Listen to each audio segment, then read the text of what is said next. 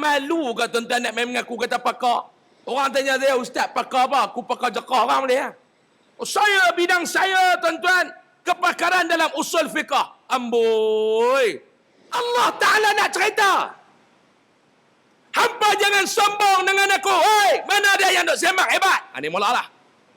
Sebab apa yang derah? Saya hujang kuat. Mana dia yang duk dabit dada aku ni pakar ni, aku ni pakar ni, aku ni pakar ni. Nak aku bagi makhluk aku yang hampa tak nampak dengan mata kasar. Settle lah.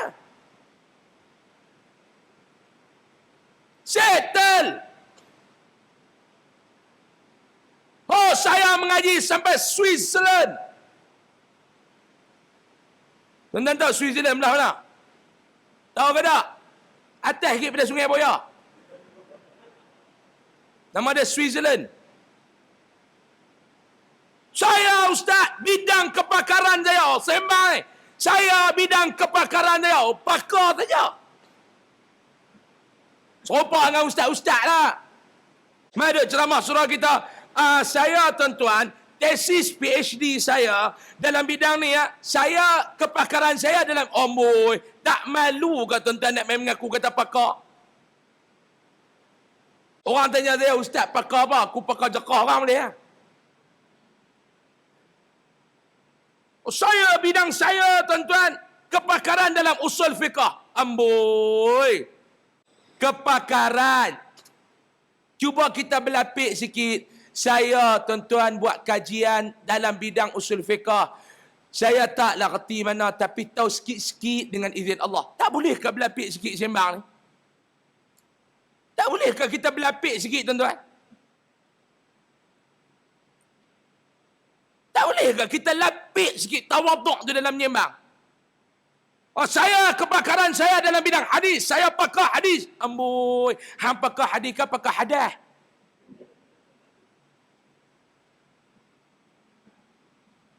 Tuan-tuan cuba tengok tok-tok guru pondok. Tuan-tuan cuba tengok tok-tok guru pondok. Tuan-tuan pergi pondok, tahu pondok? Pondok pengajian bukan pondok doyan. Pondok pengajian. Dia pondok ni pun banyak juga tuan-tuan. Pondok pengajian, pondok doyan. Kalau di Kedah, pondok ketum. Dia buat pondok tu bila minum yang ketum. Kena terang, pondok apa? Pondok pengajian. Tok-tok guru pondok tu semua kitab dia kerti baca. Tuan-tuan jangan duk kata tok-tok guru ni tak kerti apa. Hei Pak Long, sehari berapa kitab dia baca dekat pondok dia? Lepas subuh dia baca tafsir Jalalain. Bisa dengar nama tafsir Jalalain? Tafsir Jalalain ni tuan-tuan, kalau tak mengaji tafsir, kalau tak alim tafsir, tuan-tuan baca, dia tak jadi Jalalain, dia jadi jalan lain. Lain yang nak habaq, lain hang faham. Tu nama dia tafsir jalan lain. Sebab apa dia? Hang baca tak ada ilmu. Kalau baca ada ilmu, dia jadi tafsir jalan lain. Lepas subuh dia baca kitab tafsir. Sampai jam 9 pagi, 8:30 pagi, berehat. Pergi minum, makan apa, sagi main mengaji pula hadis. Lepas hadis dia baca pula bab fiqh. Malam dia baca pula bab tauhid. Dia baca pula bab tasawuf. Nak buka pondok, kena alim semua bidang. Ada tok-tok guru pondok duduk main bagi tahu, saya pakar semua bidang. Ada? Kita jumpa dia kata, tok guru, ni nak tanya sikit tok guru dalam dia kata, jangan tanya banyak sangat. Saya pun bukan reti. Tawaduk. Tuan-tuan cuba tengok Imam Syafi'i. Saya bagi nak. Imam Syafi'i rahimahullahu ta'ala. Imam Syafi'i dia kata apa dia? Kalaulah hampa baca-baca ni bab-bab hukum ni terjumpa hadis sahih. Yang dalam kitab aku ni hadis dhaif. Hampa ambil kitab aku tak tepi, pegang yang hadis sahih tu. Tuan-tuan nak faham macam mana Pak Long? Nak faham macam mana? Ada orang kata tu Imam Syafi'i pun kata kalau jumpa hadis sahih, Jangan guna mazhab dia. Guna hadis sahih. Tu yang kami semua nak mengaji kitab hadis sahih. Amboi. Tu nak bagi tahu sifat tawaduk Imam Syafi'i. Awak ingat Imam Syafi'i ni bodoh macam hang ke?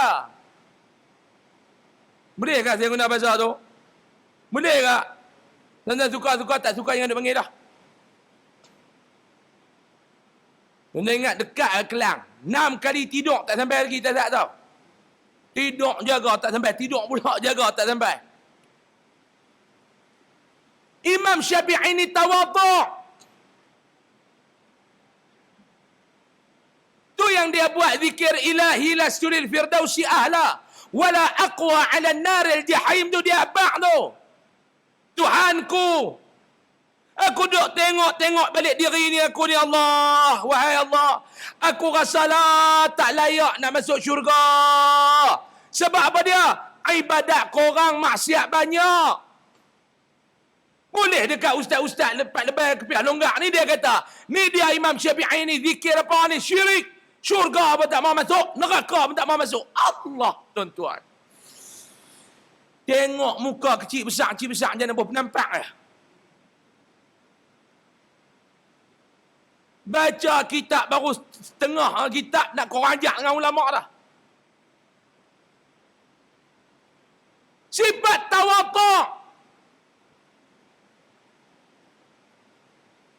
Kalau kita perhati amalan kita tuan-tuan, saya nak tanya, siapa yang dalam surah ni boleh mendabik dada, dia boleh masuk syurga kerana amalan dia? Angkat tangan. Angkat tangan. Dia kata, saya Ustaz. Sebab apa? Sebab saya mengaji Ustaz.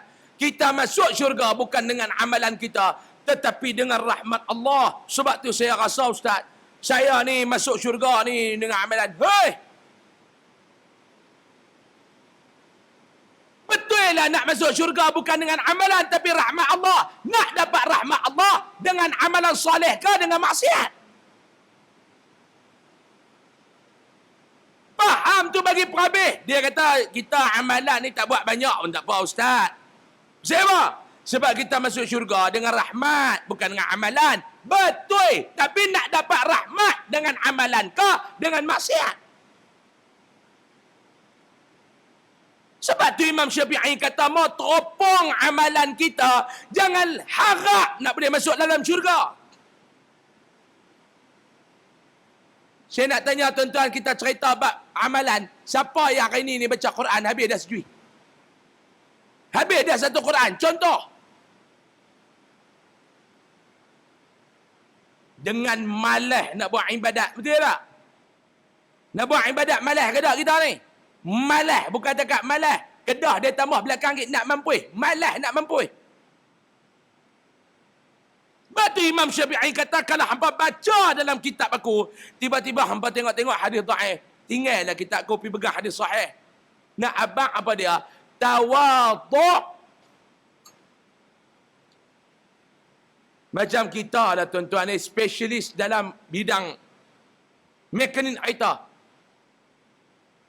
Saya ada satu orang mekanik di Kedah tu tuan-tuan.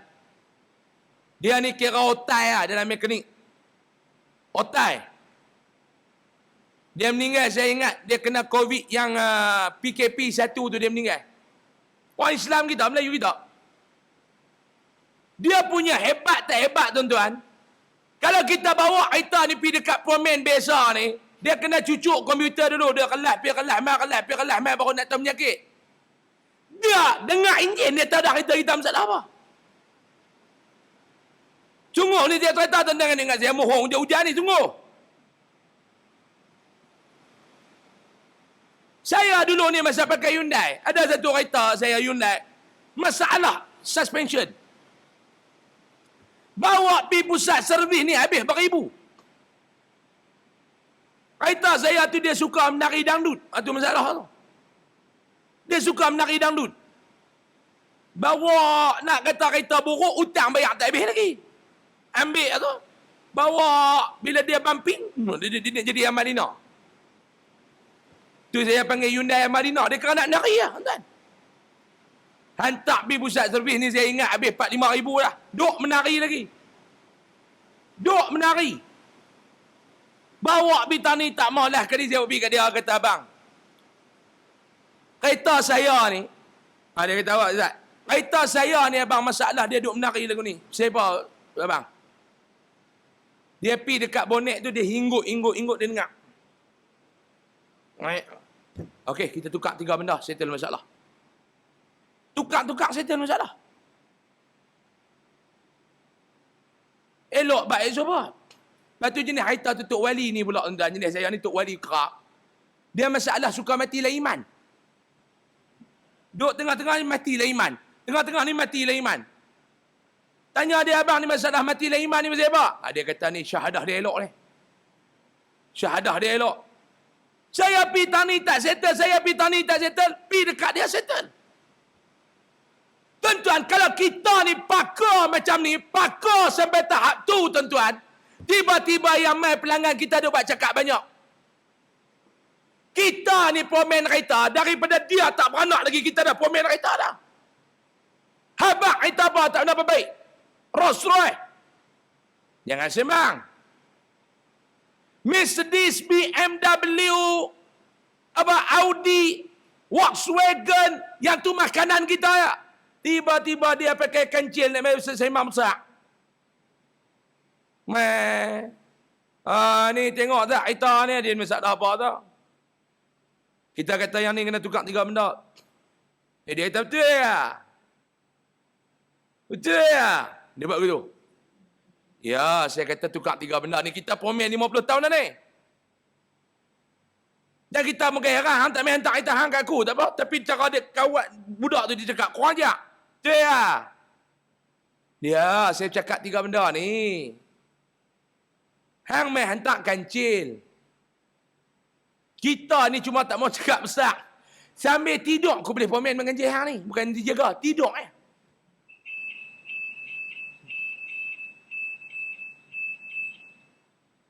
pendek tak apa. Sambil aku lena, aku boleh pomen kancil hang ni. Jangan tak sembang besar lah. Dia kata ada ni scammer apa. Last sekali kita nak bagi dia yakin, kita nak kata macam mana. Ni, saya nak bak lah. Saya nak kata 3 benda ni tukar. Okey, bayar kat saya lebih kurang 200. Kita kata gitu. Tapi kalau bayar dekat saya 200, kereta hang tak settle masalah. Aku bayar kat hang 3,000. Sebab apa yang kita cakap macam tu tuan-tuan? Kita yakin masalah tu betul ke tak? Lah hang kata kereta hang menyentak. Macam hidung tersumbat kena COVID tu. Tekan minyak pun lagu tu. Kita kata yang pertama hang tukar plak. Yang kedua hang tukar kabel plak. Yang ketiga hang cuci karburator sikit. Contohlah. Kalau yang ni tak settle, hang buat yang ni yang keempat. Yang ni tobat kereta hang elok, beli lain. Selesai. Masalah kereta hang ni 3 benda ni. 3 benda ni aku cas 300 kan. Dia ya ke? Ya, okey lah ni macam ni lah. Kalau kereta hang aku tukar 3 benda ni, tak jadi masalah dah. Elok, hang bayar kat aku 300. Bukan hang kena bayar dulu. Bagi kereta hang elok, hang puas hati baru bayar kat aku 300. Tapi kalau aku tukar 3 benda ni, kereta hang tetap menyentap, aku bayar kat hang 3,000. Sebab apa yang kita berani bagi jaminan macam tu tuan-tuan? Sebab kita pakar dalam bidang ni. Ataupun bahasa kedua kita kata, okeylah kalau aku tukar ni, tiba-tiba tak elok juga. Hang tak payah bayar dan tak payah main langsung kedai aku.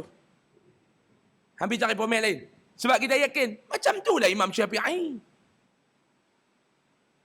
Kalau hang baca-baca dalam kitab aku, hadis ni ada dhaif, ada sahih, peganglah hadis sahih, tinggallah hadis ni. Oh, kita pun, tu Imam Syafi'i pun dia tahu dia tak pakai hadis. Tu bodoh. Nak pergi ikut hang Imam Syafi'i. Hang fa'il dengan fa'il pun tak lepas baca kitab. Duk mengaji dulu kan. Fa'ala, fa'alu, nak tambah. Tak tahu tak, tampak pala sambil lalu kot.